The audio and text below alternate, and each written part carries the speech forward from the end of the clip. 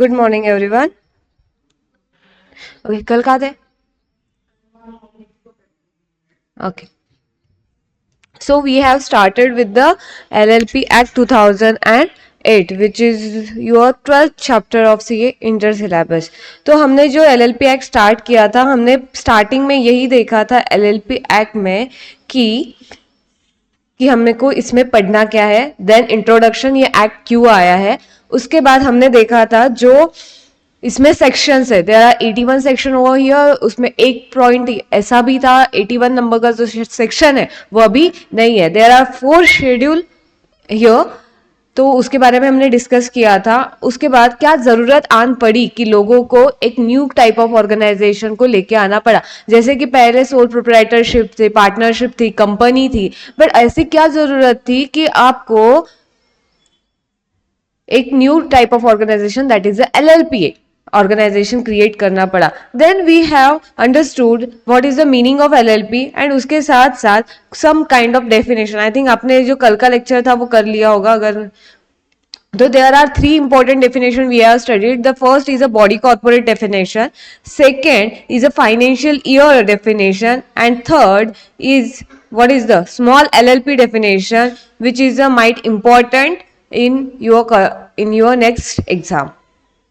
Okay हमने फिर characteristics देखे थे LLP के, और मैं ये अज्यूम करती हूँ कि आपने जो CA फाउंडेशन था उसमें भी ये same characteristic you have been study over there, वही रिपीटेड टेलीकास्ट यहाँ पे भी था, that's why we took it very fast but you understand it. फिर हमने देखा कि क्या एडवांटेजेस है, क्यों एक इंसान ने बिजनेस अगर उसको स्टार्ट करना है तो वो कंपनी ना फॉर्म करे, पार्टनरशिप ना फॉर्म करे, सोल प्रोप्राइटरशिप पे ना जाए, बट क्यों उसने LLP को जाना चाहिए, तो व्हाट इज द एडवांटेजेस अगर वो LLP kind of organisation create करता है। देन उसके बाद हमने सिलसिला चालू किया था, यहाँ तक था proper definition and the meaning and the scope, ये सारा point, but the act start होता है, एक्ट इंक्लूड करता है नंबर ऑफ सेक्शन, और number of section have been started with the section number 5 which talk about the partner. We have done with the section number 5, उसके बाद we have completed the section which is number section 6 talk about minimum number of partner, and section number 7 talk about the who is the designated partner, and we have also completed section number 8 which talk about limited liabilities of the designated partner। हम बात करते हैं कि partner maximum कितने होने चाहिए, तो partner can be maximum unlimited, but for the non compliance हम किसको रिस्पॉन्सिबल ठहरा है, इसके बारे में जब हम बात करते हैं तब हम बात करते हैं कि डेजिग्नेटेड पार्टनर अगर है, मतलब which is a mandatory to appoint a designated partner to, तो जो है they are the responsible for the all the compliances under the LLP। अगर कोई कंप्लायंस नहीं होता है तो partner will be held liable secondary, but primary will be held liable, who the designated partner will be held liable. अगर section number 9 talk about what change in designated partner, अगर for कोई भी reason की वजह से हमारा criteria था 2 कि आपको 2 डेजिग्नेटेड पार्टनर अपॉइंट करना इज अ मैंडेटरी, अगर कोई कारणवश अगर कोई डेथ हो जाती है, कोई इंसान पागल हो जाता है, वो इनकेपेबल हो जाता है, इंसॉल्वेंट हो जाता है, और उसके तहत 2 में से एक डेजिग्नेटेड पार्टनर कम हो जाता है, तो लॉ ने आपको 30 डेज का टाइम दिया है कि आप एक नया डेजिग्नेटेड पार्टनर अपॉइंट करो और लॉ को कंप्लायंस करो। अगर आप फेल हो जाते हो, आप कंप्लायंस नहीं कर पाते और 30 डेज में आप किसी को डेजिग्नेटेड पार्टनर की तहत अपॉइंट नहीं कर पाते हो, तो क्या होगा, तो आपके जितने भी पार्टनर है तो लॉ उसको डेजिग्नेटेड पार्टनर की तहत ट्रीट करेगी, हालांकि आपके रिकॉर्ड में वो डेजिग्नेटेड पार्टनर की तरह काम नहीं करता। यस और नो?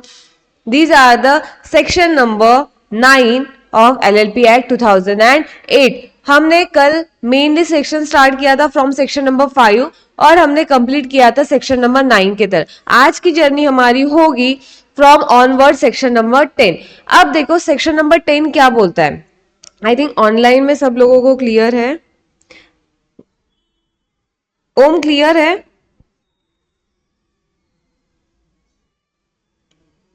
वॉइस क्लियर है? स्क्रीन क्लियर है?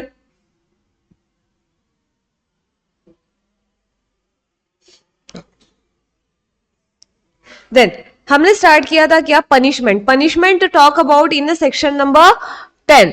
Punishment talk about in section number 10। अभी इन्होंने क्या बात की है बच्चा, देखो, punishment for contravention of section 7 and section 9। Section 7 किसके बारे में बात करता है, देखो सेक्शन नंबर 7 किसके बारे में बात करता है कि आपके इसमें मिनिमम 2 डेजिग्नेटेड पार्टनर होने चाहिए। And section number 9 talk about कि अगर जो दो डेजिग्नेटेड पार्टनर है वो अगर गलती से कम हो गए और 30 डेज में आपने कोई डेजिग्नेटेड पार्टनर अपॉइंट नहीं किया तो आपको क्या क्या पनिशमेंट होगी। ये तो बात ठीक है कि सेक्शन नंबर 9 बोलता है कि अगर 30 दिन के अंदर आपने डेजिग्नेटेड पार्टनर को अपॉइंट नहीं किया तो आपको सारे पार्टनर जो है हम उसको डेजिग्नेटेड पार्टनर की तरह ट्रीट करेंगे, बट उसके अलावा भी यही होके छोड़ेंगे नहीं लो, तो वो बोलेंगे ठीक है तुमको ट्रीट करना है तो ट्रीट करो, but there is a certain punishment अगर आप ये सेक्शन को फुलफिल नहीं करते हो। कौन सा सेक्शन है, section number 7 what talk about, बता।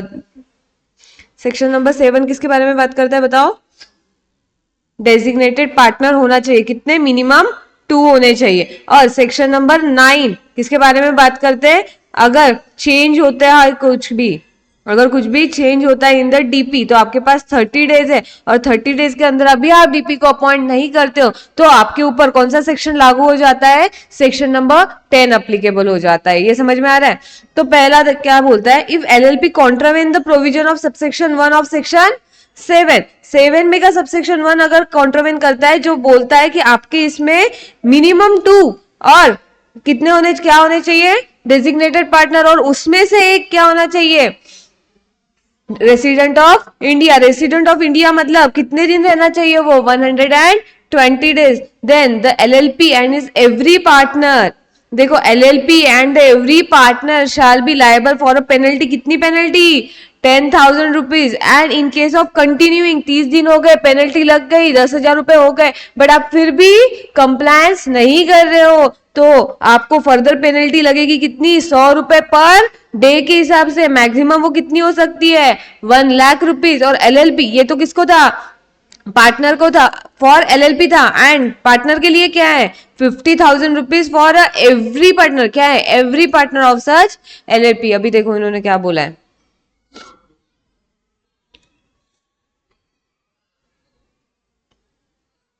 Section number 10 talk about what, अगर आपने कॉन्ट्रावेन किया है section number 7 and section number 9, okay. Section number 7 क्या बात करता है कि आपको मिनिमम 2 डेजिग्नेटेड पार्टनर होने चाहिए। अगर सेक्शन नंबर 9 क्या बात करता है, अगर कोई भी चेंज हुआ डेजिग्नेटेड पार्टनर्स के मतलब लेस देन 2 हुए तो you have the period of 30 days to comply with the provision. अगर आप ये नहीं कर पाते हो तो आपके ऊपर, ये इसमें क्या बोला गया है, सारे पार्टनर को डीपी तो ट्रीट करेंगे बट स्टिल आपके ऊपर देयर इज अ पनिशमेंट जो इसके बारे में बात करती है। तो पनिशमेंट किस में दी है, सेक्शन में पनिशमेंट दी है सेक्शन नंबर 10 में। सेक्शन नंबर 10 किस बारे में बात करता है, तो सेक्शन नंबर 10 बात करता है क्या, कि अगर आपने सेक्शन नंबर 7 को कंप्लाई नहीं किया तो आपके ऊपर, एलएलपी के ऊपर तो बनेगी, प्लस पार्टनर भी कौन से, एवरी पार्टनर के ऊपर भी पेनल्टी बैठेगी। अब एलएलपी के ऊपर कितनी पेनल्टी बैठेगी उसके बारे में बात करते हैं। तो उन्होंने बोला क्या है, कितनी पेनल्टी बैठेगी, पहले तो पेनल्टी लाइबल 10,000 रुपीज, पहले तो सीधी 10,000 रुपए लग जाएगी, किसके ऊपर लग जाएगी, एलएलपी के ऊपर, ओके। अगर 10,000 रुपए नहीं 10,000 रुपए भर गए और फिर भी आपने कंटिन्यू डिफॉल्ट किया तो क्या लगेगा आपके ऊपर, 100 रुपए पर दिन के हिसाब से। कितना दिन लगा सकते हैं आप, जब तक वो अमाउंट कितना नहीं हो जाए, 1 लाख रुपए ना हो जाए। अगर 1 लाख रुपए भर दिए आपने मैक्सिमम, उसके बाद पार्टनर के ऊपर लाइबिलिटी आएगी क्या, यस आएगी। Every partner will B liable for कितना अमाउंट, 50,000 रुपीज। एलएलपी के ऊपर पहला कितना लगेगा, 10,000 रुपए डायरेक्ट, यस और नो। अगर कंटिन्यू है, कंटिन्यू डिफॉल्ट है तो 100 रुपए पर डे के हिसाब से कितना मैक्सिमम चार्ज कर सकते हैं अपन, 1 लाख रुपीज, ओके। अगर ये तो हो गया किसका, एलएलपी का। पार्टनर छूटेंगे क्या, नहीं, every partner will be liable, कितना लायबल होंगे वो, 50,000 रुपीज, यस और no, for the every partner, yes or no. So these are the section number 10 talk about section number 7 का अगर आपने वायोलेशन किया है, which talk about there are minimum number which should be 2 of the DP. Yes और no?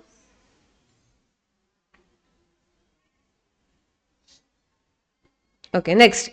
अब उन्होंने बोला है कि अगर आपने सबसेक्शन 4 ऑफ सेक्शन 7 क्या बात करता है, failure to file the consent of appointment of designated partner within 30 days of appointment. मतलब उन्होंने क्या बात किया है कि एक बार आपको डीपी को अपॉइंट किया है तो आप आपकी मर्जी से उसको डीपी के तौर से कैटेगराइज नहीं कर सकते. अगर आपको उसको डीपी मानना है तो आपको उससे कंसेंट लेटर साइन करके लेना पड़ेगा. और आपको ये कितने दिन में लाना पड़ेगा? वो बोलते हैं 30 डेज का टाइम है. जब आप उसको अपॉइंट करते हो उसके 30 डेज के अंदर आपको उनसे एक कंसेंट लेटर, एक चिट्ठी लेनी पड़ेगी कि भाई मैं मेरे स्व इच्छा भावना से आपके इसमें एलएलपी में डेजिग्नेटेड पार्टनर की तरह अपॉइंट होना चाहता हूं और मुझे कोई भी ऐतराज नहीं है. बिकॉज क्योंकि अगर कोई भी नॉन कंप्लायंस हो गया है तो सबसे पहले गर्दन पकड़ी जाती है किसकी?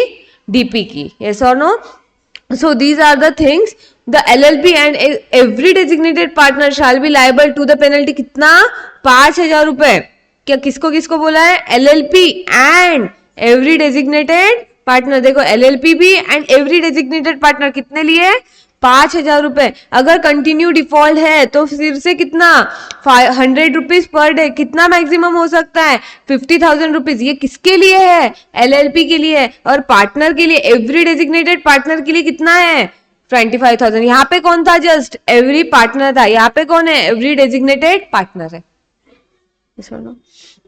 Because why? ये कंप्लायंस का पॉइंट ऑफ व्यू है क्योंकि डेजिग्नेटेड पार्टनर होने चाहिए. अब डेजिग्नेटेड पार्टनर की रिस्पॉन्सिबिलिटी है कंसेंट वाला नॉर्म फुलफिल करे.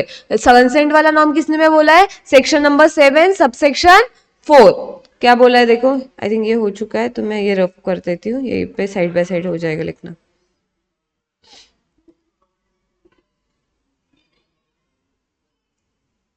ओके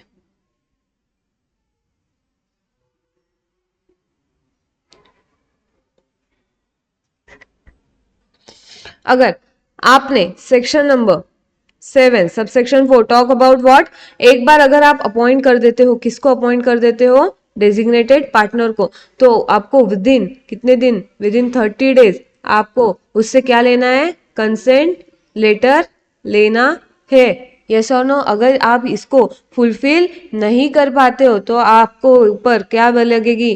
पेनल्टी लगेगी. किसके किसके ऊपर लगेगी? 2 लोगों के ऊपर, LLP and the partner. Partner भी कौन से? Designated partner. एलएलपी के ऊपर कितना लगेगा? बताओ. 5,000 रुपए. पहले किसके? इसके ऊपर भी 5,000 रुपए लगेंगे, इसके ऊपर भी 5,000 रुपए लगेंगे. बट आपने कंटिन्यू रखा, आपने फिर भी कंसेंट नहीं लिखा तो आपके ऊपर क्या? 100 रुपए पर डे के हिसाब से लगेंगे. मैक्सिमम कितना हो सकता है वो? 50,000. कितना हो सकता है मैक्सिमम? 50,000. अगर पार्टनर है तो एवरी डेजिग्नेटेड पार्टनर, क्या बोला? एवरी डेजिग्नेटेड पार्टनर के ऊपर कितना फाइन लगेगा बच्चा? 25,000 रुपए. कितना लगेगा? 25,000 रुपए. यस और no? Next. If the LLP contravene the provision of subsection 5 of section 7. पहला कौन सा सबसेक्शन का रूल तोड़ा था? सबसेक्शन 1. सेकेंड किसको तोड़ा? सबसेक्शन 4. थर्ड किसको तोड़ा? सबसेक्शन 5. अगर आप तोड़ते हो section number 7 of subsection 5 and section 9 तो LLP and it's every partner, LLP and it's every partner shall be liable for penalty. कितनी की पेनल्टी के लिए लाइबल है? 10,000 रुपए. And in case of continuing contravention कितना है? 100 rupees per day subject to कितना? 1 लाख. और every partner shall be liable for how much money? 50,000. So क्या आप एक बात नोटिस कर सकते हो कि subsection 1 and subsection 5 are much more similar? Yes और नो? तो सबसेक्शन 7 सबसेक्शन 5 किसके बारे में बात करता है, सबसेक्शन 9 किसके बारे में बात करता है कि अगर आपकी एलएलपी डीपी 2 से कम हो गई है और आपने 30 डेज के अंदर भी उसको अपॉइंट नहीं किया है, आपने वो कंप्लायंस मेंटेन नहीं किया है, तो आपके ऊपर 10,000 की सीधी पेनल्टी लगेगी। और उसके बाद भी अगर आपने कंटिन्यू डिफॉल्ट किया तो आपके ऊपर 100 रुपए पर डे के हिसाब से पेनल्टी लगेगी। मैक्सिमम कितना हो सकता है, 1 लाख रुपए हो सकता है। उसके बाद ये तो एलएलपी के लिए था, बट एवरी पार्टनर का क्या, तो जो भी पार्टनर बचे हुए हैं उसके ऊपर कितना लगेगा, 50,000 रुपए direct for the every partner of the LLP penalty बैठेगी। यस और no, these are quite similar. तो अगर मुझे चार्ट बनाना है तो मैं कैसे ड्रॉ कर सकती हूँ, so these are the section number 10 और सेक्शन नंबर 10 बात करता है कॉन्ट्रावेंशन। किसके कॉन्ट्रावेंशन के बारे में बात करता है, पहले section number 7 subsection 1 and subsection 4 subsection 5 and subsection 5 को ही लिंक किया है उसने किससे, सेक्शन नंबर 9। यस और नो। अभी इसमें 3 पेनल्टी है।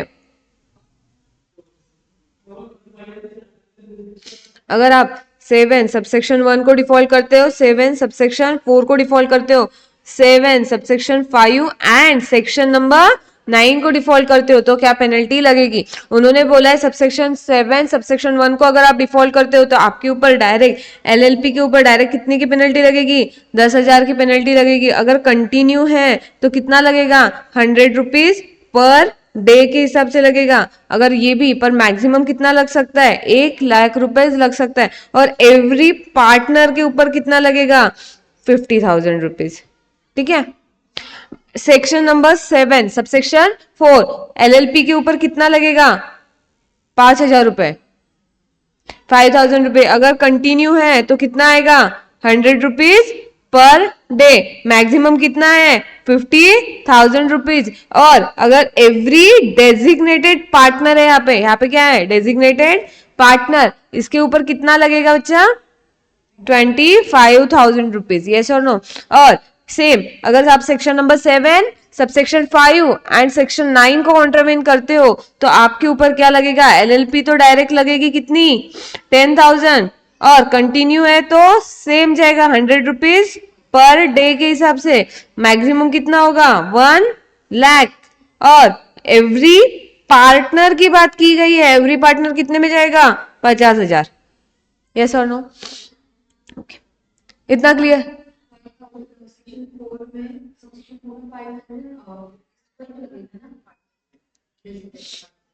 एक सेकेंड, हाँ, LLP and DP. Okay, every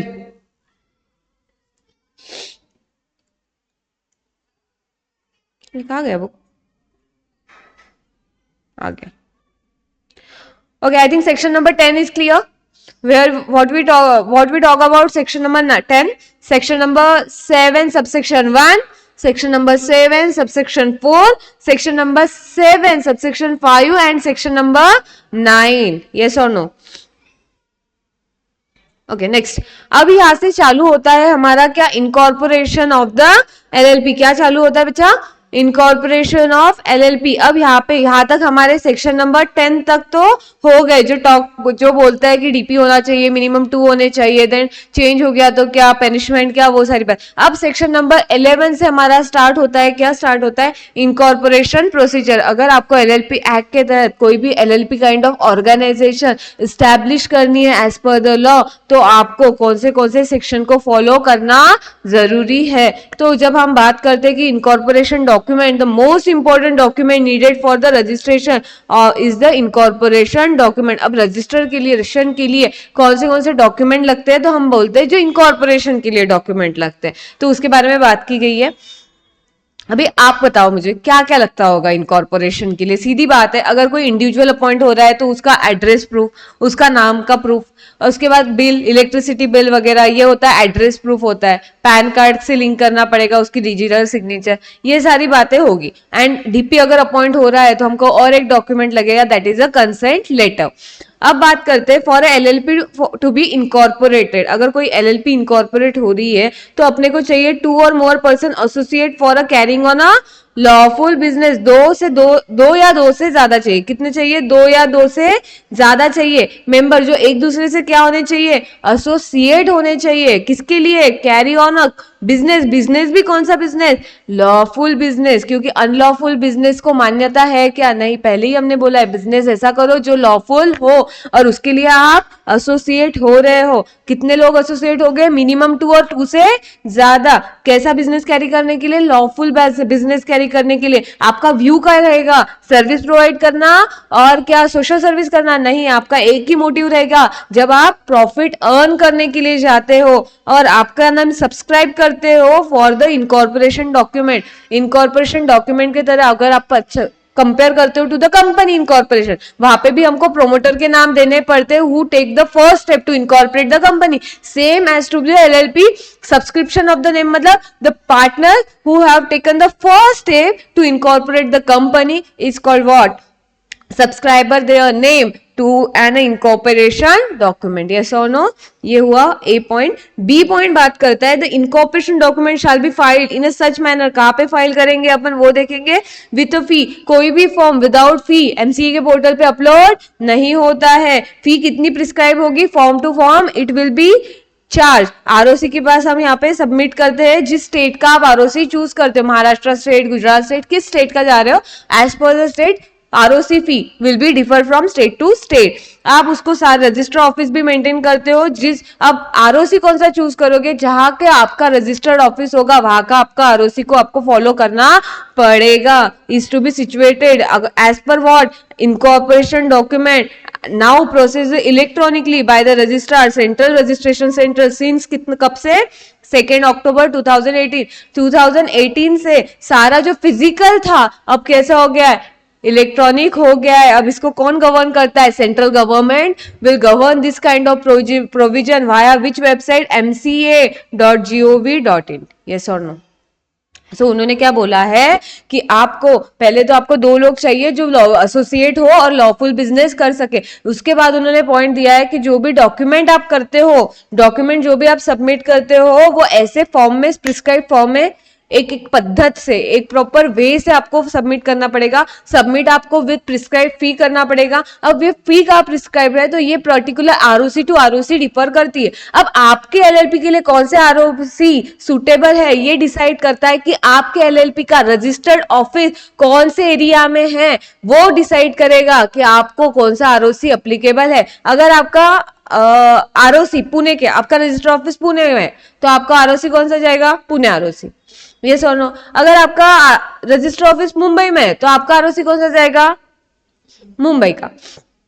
और आपका ऑफिस अगर गुजरात में है, आपका बिजनेस गुजरात में, तो आपको आरओसी कौन सा जाएगा? गुजरात वाला जाएगा। सो आपका ऑफिस, रजिस्टर ऑफिस जहां पे सिचुएटेड है वहां का आरओसी विल गवर्न यू, और उसके आरओसी का जो भी फॉर्म का पैटर्न रहेगा आपको उसको फॉलो करना पड़ेगा। उसके साथ साथ जो भी फीस रहेगी, जो भी फॉर्म की प्रिस्क्राइब फी रहेगी, उसको भी आपको फॉलो करना पड़ेगा। Okay, statement to be filed, कौन से स्टेटमेंट फाइल करना पड़ेगा? देखो, shall be file along with the incorporation document, statement in the prescribed form made by either an advocate, company secretary or the chartered accountant or the cost accountant who engage in the formation of LLB। आपको इनसे एक certification लेना पड़ेगा कि हम जो भी बात इसमें कर रहे हैं, जो भी डॉक्यूमेंट हम सबमिट कर रहे हैं, वो सब हमारे दृष्टिकोण से सही है, ये पर्सन एलिजिबल है और ये कोई भी फ्रॉड वाले धंधे काम करने वाले नहीं है। Then by one who subscribe his name और द इनकॉर्पोरेशन डॉक्यूमेंट। अब 2 लोग साइन करेंगे, एक वो जो प्रैक्टिस कर रहा है, सीए हो सकता है, सीएस हो सकता है, सीएमए भी हो सकता है और अदर एडवोकेट भी हो सकता है, वो सर्टिफिकेशन देगा। उसके साथ साथ जो आपका पार्टनर है, डेजिग्नेटेड पार्टनर है इन द एलएलपी, वो भी सर्टिफिकेशन देगा कि भाई मैं एक इंसान जो एलएलपी में डेजिग्नेटेड पार्टनर है, I am eligible and I am certifying कि जो भी मैंने डॉक्यूमेंट दिए है, जो भी मैंने इंफॉर्मेशन दी गई है, वो एक हद तक सही है और मैं इसकी पुष्टि करता हूं। यस और no? Okay, that all the requirement of this act and the rule made thereafter having complied. पूरे rules and regulation compliant है in respect of the incorporation matter precedent to the incidental thereto. इसके ये तो log में जितनी चीजें दी है वो तो कंप्लाई है ही है, बट उसके साथ साथ उसके आजू बाजू के जितने भी मैटर है जिसके ऊपर ये गवर्न करता है, ये इनडायरेक्टली जिसके भी ऊपर बात करना चाहता है, उसको भी हमने कंप्लाई किया है. आपको सर्टिफिकेट देना पड़ेगा. कौन कौन सर्टिफिकेट देगा? एक तो सीए, सीएस, सीएमए और द एडवोकेट. इनमें से कोई भी एक जो आपका इनकॉर्पोरेशन प्रोसीजर करता है, और any one partner of the designated partner of the LLP. Yes और नो. और वो क्या बताएगा कि जितने भी रूल्स रेगुलेशन एक्ट है उसके हिसाब से हमने हमारा कंप्लायंस किया है. वो तो हमने कंप्लाई किया है, बट इसके रिलेटेड जितने भी मैटर है उसके साथ भी हमने कंप्लायंस किया है. यस और no. Okay, this are the point number 1 कि आपको एलएलपी इनकॉर्पोरेट करने के लिए क्या क्या लगेगा. अगर अभी बात हो रही है इनकॉर्पोरेशन डॉक्यूमेंट कौन से है. ओके, इनकॉर्पोरेशन डॉक्यूमेंट मतलब आपका डॉक्यूमेंट एक फॉर्म में होना चाहिए जो प्रिस्क्राइब है. मैं फॉर्म बता देती हूँ. इट्स स्पाइस फॉर्म है. फिलिप होते हैं जब, मतलब स्पाइस का फॉर्म आता है कंपनी इनकॉर्पोरेट करने में, और इधर एलएलपी इनकॉर्पोरेट करने में दैट इज अ फिलिप करके फॉर्म आता है. वो आपको फिल करना पड़ता है, विच इज अ फॉर्म. जो फॉर्म का प्रिस्क्राइब फॉर्मेट है वो उन्होंने दे दिया है आपको, जिसको फिल करना पड़ता है और अपलोड करना पड़ता है. आपका एलएलपी का नेम जैसे कंपनी का नेम आपको ढूंढना पड़ता है और रजिस्टर करवाना पड़ता है. वैसे ही एलएलपी का नाम आप कोई भी उठा के लगा नहीं सकते. You have to take approval from the MCA कि हम ये एलएलपी का नाम यूज करना चाहते हैं. और एलएलपी का नाम आप लेते हो रन फॉर्म फिल करने के बाद. रन फॉर्म फिल करते हो, उसके बाद आपको नेम मिलता है. उसके बाद आपको ये बताना है कि आपको कौन सा बिजनेस कंडक्ट करना चाहते हो, बिकॉज हमने बात की है कि आपको कैसा बिजनेस कंडक्ट करना है, लॉफुल बिजनेस कंडक्ट करना है. उसके बाद state the address of the register office. आप कौन से एरिया में काम कर रहे हो और वो एरिया के आपका रजिस्टर ऑफिस कौन सा है, उसके बारे में भी उनको आपको इंफॉर्मेशन देनी है. और उसके साथ आपको क्या क्या देना है, state the name and address of the each of the person who are the partner of the LLP. यहाँ पे पार्टनर बोला है कि डेजिग्नेटेड पार्टनर बोला है, तो पार्टनर आपको every partner of the LLP का नाम और एड्रेस देना है. क्या क्या देना है, नाम और एड्रेस देना है. पहली बात क्या देगी आपको, प्रॉपर फॉर्मेट में देना है, फॉर्म प्रिस्क्राइब होता है. उसके बाद आपको बताना है कि एलएलपी का नाम कौन सा सैंक्शन हुआ वाला है. उसके बाद आपको बताना है कि आप कौन सा बिजनेस स्टार्ट करना चाहते हो. और उसके बाद आपको आपके एलएलपी का रजिस्टर ऑफिस एड्रेस भी बताना है. एंड उसके बाद आपको ये भी बताना है कि नेम एंड एड्रेस क्या है for the every partner of the LLP. Not I'm talking about only designated partner, but the every partner of the LLP का आपको बताना है नाम एंड एड्रेस. एंड उसके बाद आपको और एक टर्म बतानी है, name and address of the person who are to be designated partner of the LLP. मतलब आपको उसके साथ साथ पहले तो सारे पार्टनर का बता दो, उसके बाद डेजिग्नेटेड पार्टनर का सेपरेट बता दो. यस और नो. उसके बाद कंटेन सच अदर इंफॉर्मेशन, मतलब इसमें सच अदर इंफॉर्मेशन में होता है आपका उनका ईमेल आईडी देंगे, वो मोबाइल नंबर देंगे, अगर नंबर ऑफ थिंग कि आपका ये परमानेंट एड्रेस है क्या, कि कोई अलग एड्रेस है क्या, फैक्स नंबर क्या है, ये सारी बातें अदर इंफॉर्मेशन में आती है. बट मेन बात क्या है कि आपको फॉर्म स्पेसिफाइड होना चाहिए, आपको एलएलपी का नाम बताना है, आपको आपका जो प्रपोज बिजनेस है उसके बारे में बताना है, आपको एलएलपी का रजिस्टर ऑफिस के बारे में बताना है, आपको सारे पार्टनर का ईच पार्टनर का नेम एंड एड्रेस बताना है. डेजिग्नेटेड पार्टनर का आप सेपरेटली नेम एंड एड्रेस बताओगे. अगर कोई अदर इन्फॉर्मेशन है वो भी आपको बतानी है. अदर इन्फॉर्मेशन में क्या आता है, मैंने बोला आपको उनका फोन नंबर आएगा, फैक्स नंबर आएगा या मेल आईडी आएगा. यस और नो. करस्पॉन्डेंट एड्रेस और परमानेंट एड्रेस वही सेम है तो रिपीटेड आता है वो. These are the document which is the required. यहां तक क्लियर है? Go through, once go through.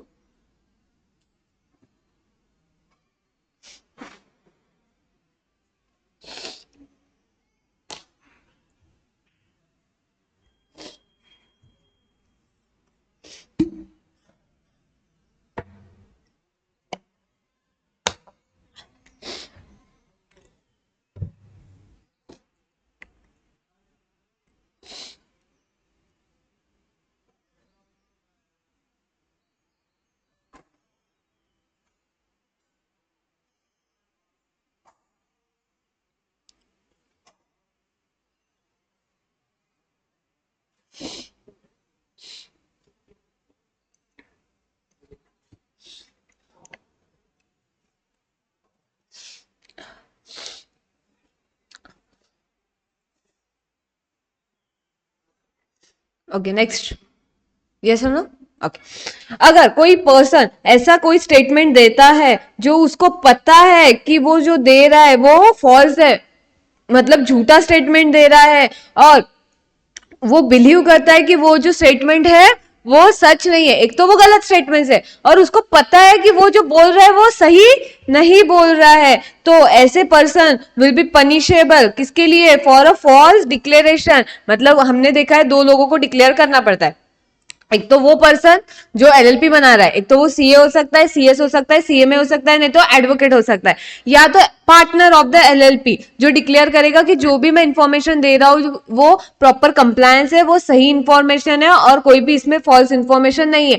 But अगर ये दोनों में से कोई भी ऐसा डिक्लेरेशन दे रहे हैं जो उनको पता है कि वो एक तो गलत है, या उसको पता है कि जो डिक्लेरेशन दे रहा है वो सही बात नहीं है, तो उस केस में वो पनिशेबल हो गए किसके लिए? फॉल्स डिक्लेरेशन के लिए। उनको क्या मिले, क्या होगा? उनको जेल में डाला जाएगा, कितने साल के लिए? 2 ईयर। एंड है, क्या है? एंड है, मतलब जेल में तो डाला जाएगा ही जाएगा, उसके साथ उसके ऊपर फाइन लगेगी, कितनी? मिनिमम कितनी? 10,000, बट एक्सटेंड हो सकती है कितनी तक? 5 लाख। मतलब क्या? ये कंपाउंड, मतलब कंपाउंड हो सकता नहीं, क्योंकि इम्प्रिजनमेंट के साथ साथ एंड लगा है। एंड मतलब क्या? आपको जेल में डाला जाता ही जाता है, फाइन तो अलग से देनी पड़ेगी, फाइन देके आप छूट नहीं सकते। मतलब फॉल्स डिक्लेरेशन कितना हानिकारक है, क्योंकि उन्होंने डायरेक्टली फाइन के साथ उसको कॉम्पेंसेट करने का बोला ही नहीं है, डायरेक्टली इम्प्रिजमेंट 2 ईयर, और फाइन कितनी जाएगी? 50,000, 10,000 टू 5 लाख। यस और नो?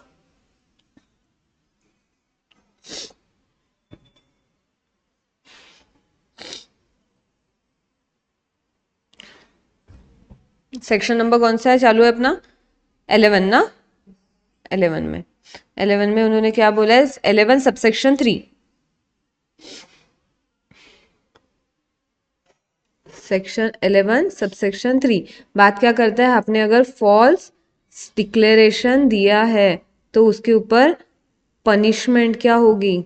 तो ऐसे कोई इंसान ने फॉल्स डिक्लेरेशन दिया है तो उसके ऊपर 2 काइंड से पनिशमेंट होगी। उसको इम्प्रिजमेंट जाएगी कितना? 2 ईयर तक। उसके ऊपर फाइन लगेगी, कितनी फाइन लगेगी?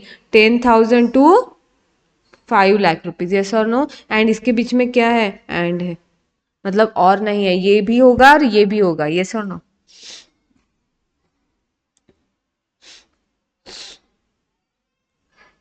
अब इनकॉर्पोरेशन बाय द रजिस्ट्रेशन, ये क्या हो गया? Section number 11। कितने सबसेक्शन पढ़े हमने? 1, 2 और 3। 1 क्या बोलता है? सबसेक्शन 1 क्या बोलता है? कि कितने लोग से इनकॉर्पोरेट होगी, ब्ला ब्ला द थिंग। सेकंड क्या बोलता है? कि आपको डॉक्यूमेंट कौन से लगेंगे, और थर्ड क्या बोलता है? कि पनिशमेंट, अगर आपने जो भी डिक्लेरेशन बोला है आपको देने के लिए, अगर वो आपने गलती से गलत दे दिया या जानबूझ के आपने उसको गलत दे दिया तो भी आपके ऊपर क्या क्या फाइन लगेगी। Okay, section number 12 talk about incorporation bye registration. अब आपको क्या करना पड़ेगा? रजिस्ट्रेशन करना पड़ेगा। कहाँ पे रजिस्ट्रेशन करोगे आप?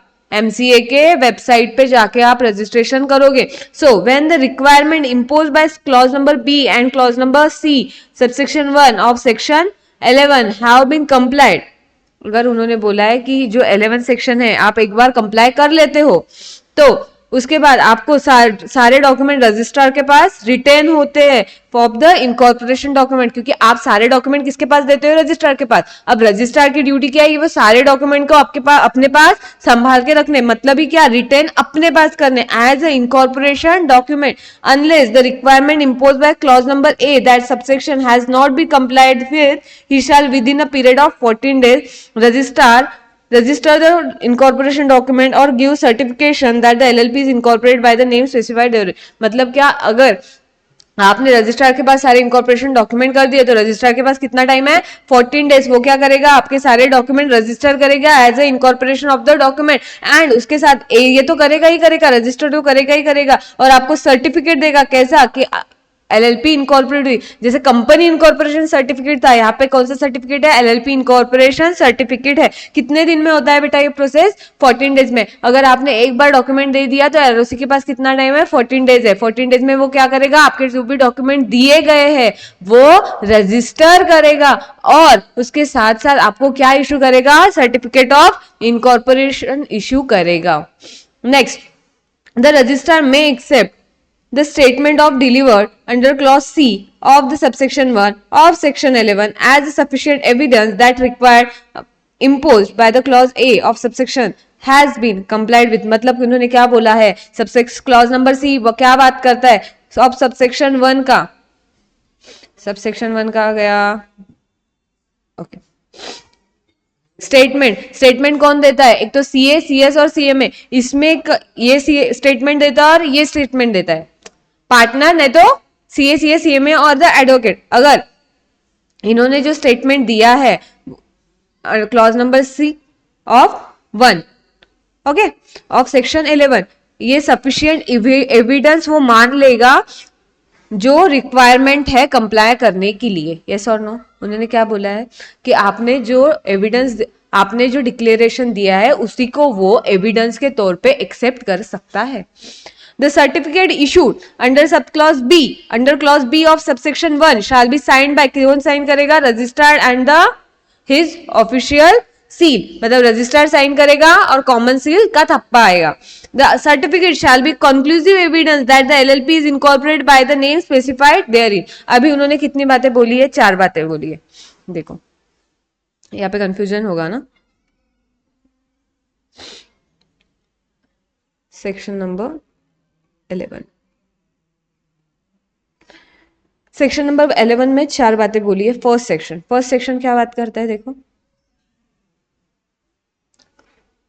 सब 12, अच्छा मैंने 11 लिखा है क्या, ओके। ए चल बेटा, हाँ okay.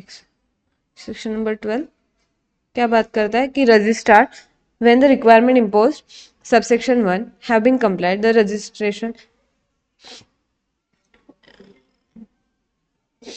once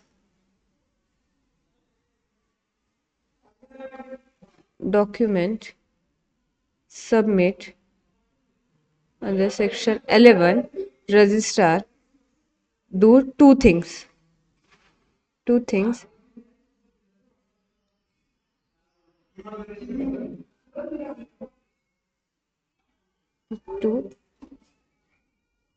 first register the document,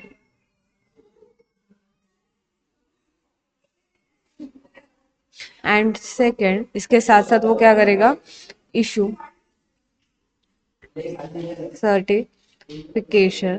certificate of incorporation, ठीक है। अब सेकेंड क्या करेगा, वो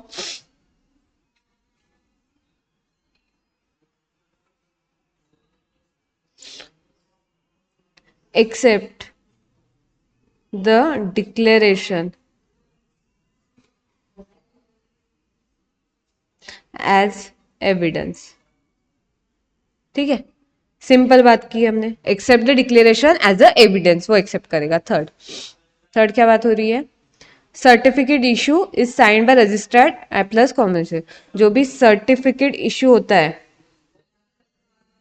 होता है वो रजिस्ट्रार साइन करता है, प्लस उसके ऊपर क्या होती है, कॉमन सील होती। ओके। फोर्थ नंबर क्या बात करता है, क्या है यार ये, और जो सर्टिफिकेट इशू किया गया है वो एविडेंस के तौर पे काम करता है, क्या कि आपका name and address of the LLP is confirm और रजिस्टर, ठीक है। ये आपको लिखना है बाद में, जो मैं लिख रही हूँ, हाँ अभी नहीं, बाद में लिखना है, मैं टाइम देती हूँ, okay. Registered office of LLP and change their. अब सेक्शन नंबर 13 क्या बात करता है कि जो भी रजिस्टर्ड ऑफिस है आपका एलएलपी का, उसके बारे में अगर आगे चल के आपके ऑफिस में कोई भी रजिस्टर्ड ऑफिस में चेंज आता है तो आप उससे कैसे डील करते हो, ये कौन बताता है आपको, सेक्शन नंबर 13 बताता है। So every LLP shall have a registered office to which communication notice may be addressed where they shall be receive, मतलब वो एलएलपी का रजिस्टर ऑफिस क्यों जरूरी है आपको, आपका घर क्यों जरूरी है बताना, क्योंकि किसी को अगर आपसे कुछ बात करना हो, कम्युनिकेशन करना हो, अगर आपका फोन गलती से नहीं लगा और आपको कुछ भेजना हो डॉक्यूमेंट, तो आपके लिए आपका घर जरूरी है, उनका एड्रेस बताना जरूरी है। वैसे ही एक एलएलपी के लिए जो आर्टिफिशियल पर्सन है उसको अपना एड्रेस बताना जरूरी है, क्योंकि कोई भी कम्युनिकेशन के लिए, गवर्नमेंट के कम्युनिकेशन के लिए, या कुछ भेजना है, कुछ नोटिस रिसीव करना है, ये सारी चीजों के लिए एलएलपी को अपना रजिस्टर ऑफिस का एड्रेस बताना क्या हो जाता है, जरूरी होता है। For the which purpose important, communication purpose, आपको आपके एलएलपी का एड्रेस बताना क्या हो जाता है, जरूरी होता है। फर्स्ट पॉइंट क्या हुआ, कम्युनिकेशन पर्पज, क्या हुआ फर्स्ट पॉइंट, कम्युनिकेशन पर्पज के लिए।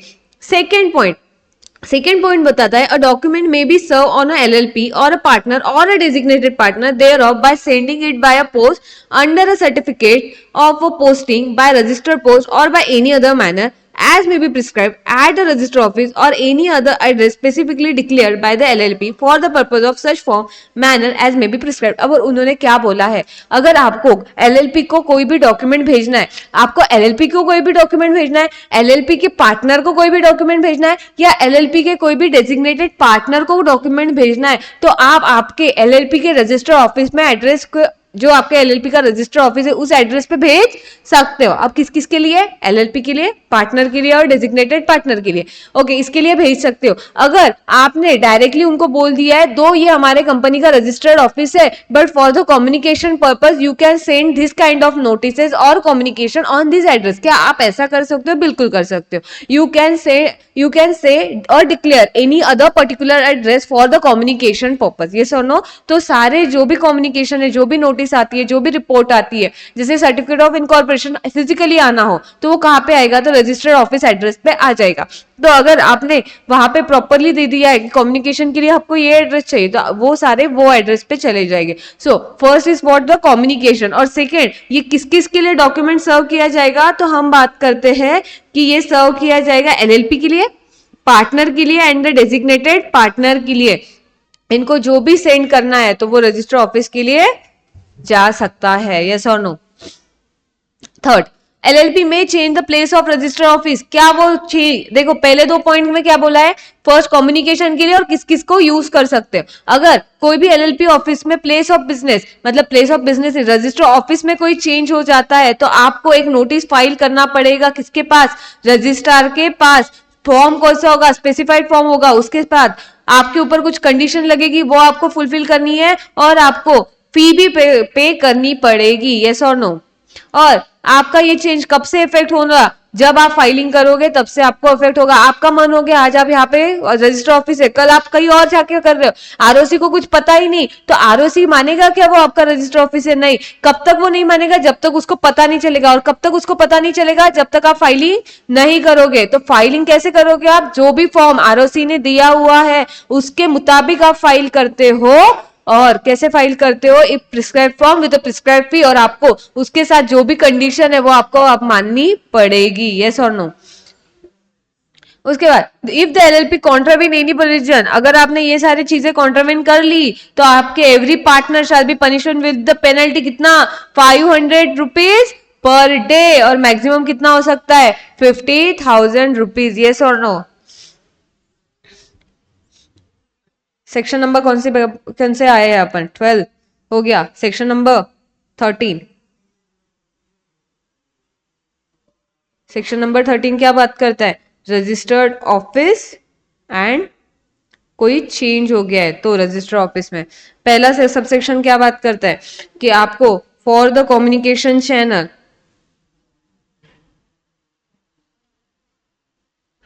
कम्युनिकेशन पर्पस के लिए आपको क्या चाहिए, रजिस्टर्ड ऑफिस। चल बेटा, क्यों नहीं चल रहा है, चार्जिंग गई ना, ये चार्जिंग तो है।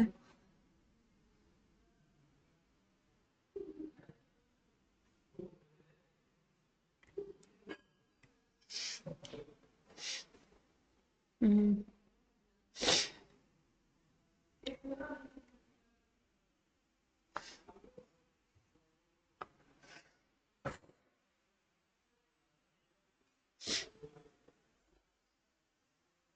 हैंग हो गया ये।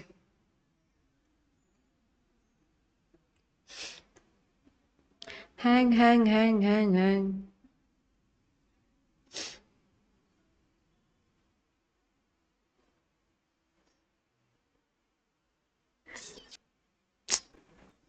अरे यार,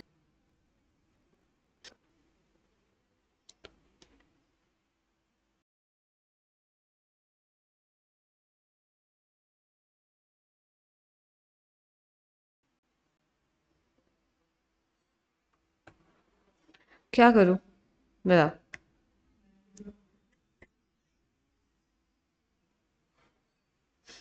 रुक जा।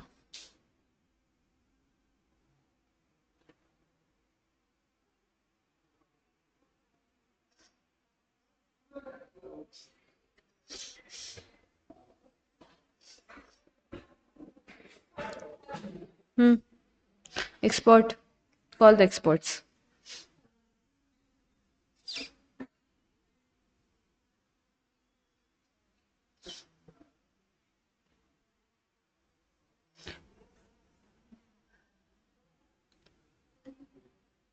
हो गया हो गया हो गया हो गया।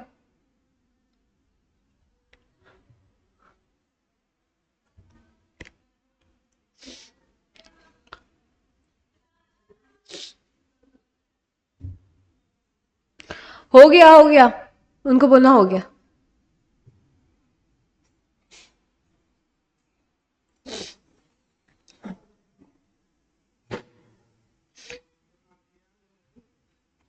ओके, कहाँ थे हम लोग? हम थे सेक्शन नंबर 13 पे ना।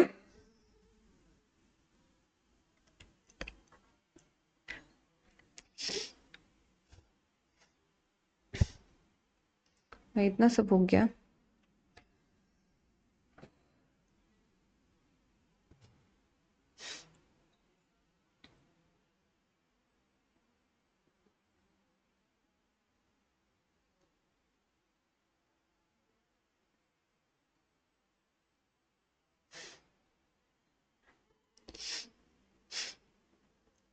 ओके, रजिस्टर ऑफिस यूज किसके लिए होगा? कम्युनिकेशन पर्पस के लिए होगा फर्स्ट। सबसेक्शन 2 क्या बोलता है? इट कैन बी यूज, कौन यूज करेगा? एलएलपी यूज करेगी, पार्टनर यूज करेगा, और designated partner can be use. उसके बाद हम बात करते हैं कि आप कैसे भेज सकते हो ये सारे कम्युनिकेशन। पोस्ट से, स्पीड पोस्ट से, और रजिस्टर्ड पोस्ट से भी भेज सकते हो। यस और नो? स्पीड पोस्ट लिखा नहीं होगा ना उसमें, ठीक है, यूज कर सकते हो आप। और कोई भी अगर कोई भी मैनर हो, जैसे फैक्स हो गया कोई भी, तो उसके भी आप ये कर सकते हो। उसके बाद यहाँ पे और एक बात दी गई है, क्या? You can also specify, what you can specify? Other address specifically for the communication. Yes और नो? बट आपको वो पहले ही आप बताना पड़ता है।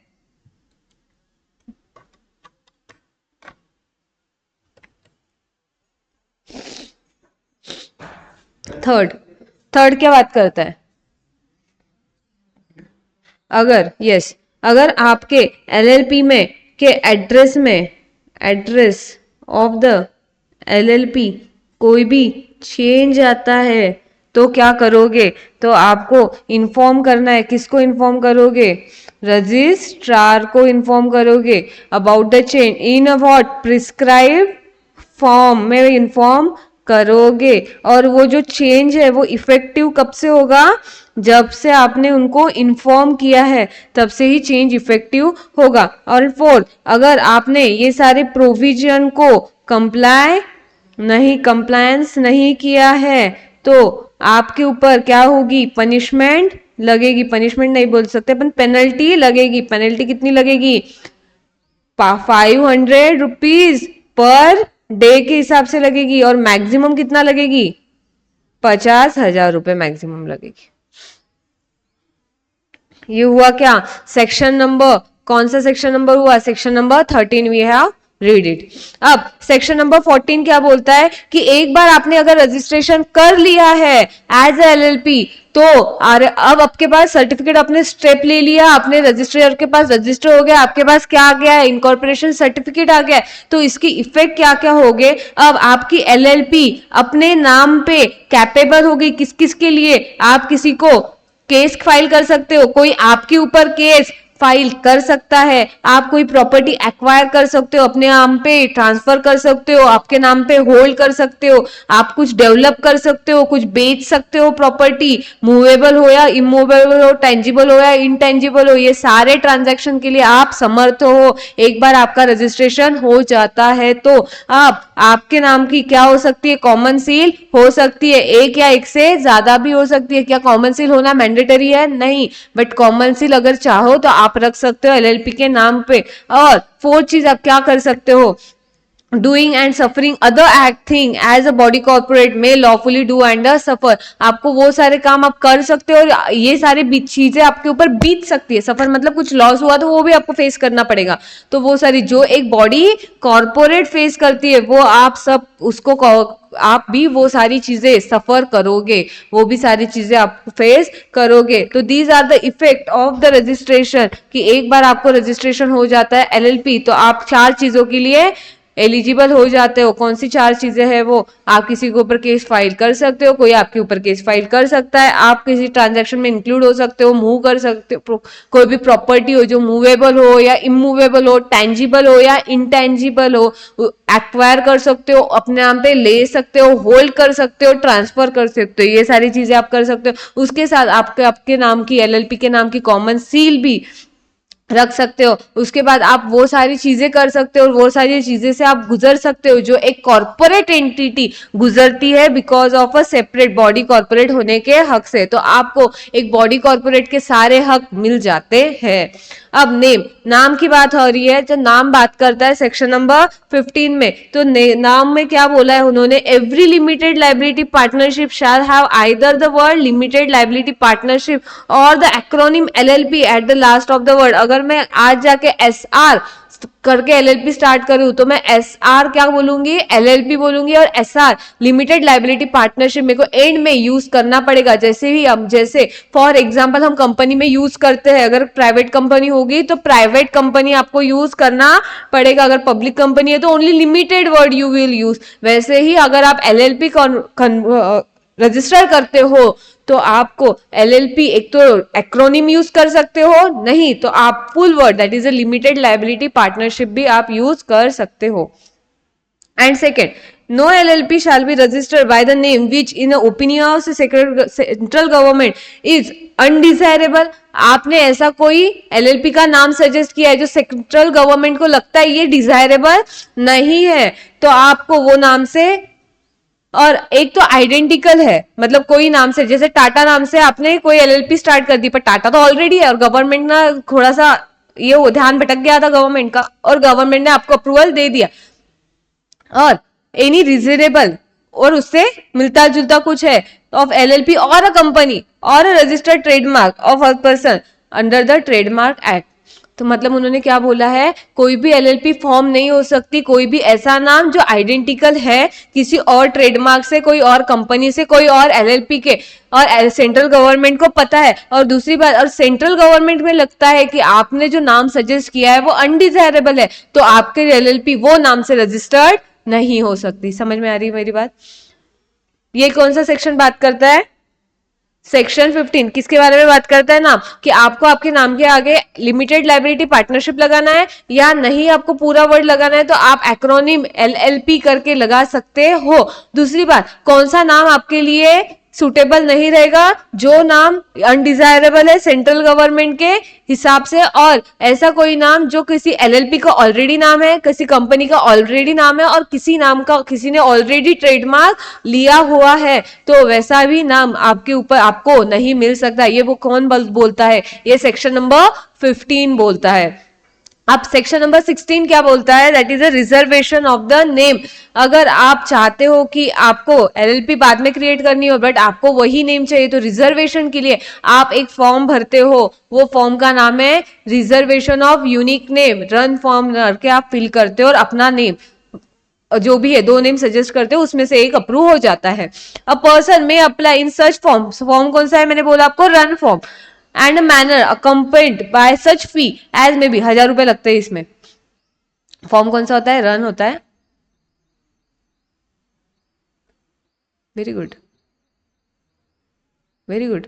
फॉर्म होता है रन, फी होती है prescribed, that is 1,000 rupees as prescribed by the registrar for what, reservation of the name set out for the application, the name of the proposed LLP, आपको क्या बताना है कि आप कौन सा नेम चाहते हो आपके LLP का, and the name of which LLP proposed to be changed its name, किसके लिए हो सकता है, एक तो आप जब रजिस्टर कर रहे हो उसके लिए, अगर आपने एक बार आपका LLP रजिस्टर कर लिया है बट अभी आप चाहते हो कि आपकी LLP का नेम क्या हो, चेंज हो, तो उसके लिए भी आप क्या कर सकते हो, अप्लाई कर सकते हो। Upon receipt of the application, एक बार आपने पेमेंट कर दी और आपके पास वो रिसिप्ट ऑफ द एप्लीकेशन आ गई है, तो रजिस्ट्रार क्या कर सकता है, अगर रजिस्ट्रार सेटिस्फाइड हुआ कि वो जो नेम है वो सेंट्रल गवर्नमेंट के हिसाब से डिजायरेबल है, उसका वो नेम के हिसाब से कोई और LLP नहीं है, कोई और कंपनी नहीं है, कोई और रजिस्टर्ड ट्रेडमार्क नहीं है, तो सेंट्रल गवर्नमेंट क्या करेगा, वो जो रिजर्व है वो आपको हिसाब से रिजर्व कर लेगा, to be reserved and not one which may be rejected on any ground referred to in subsection 2 of section 15।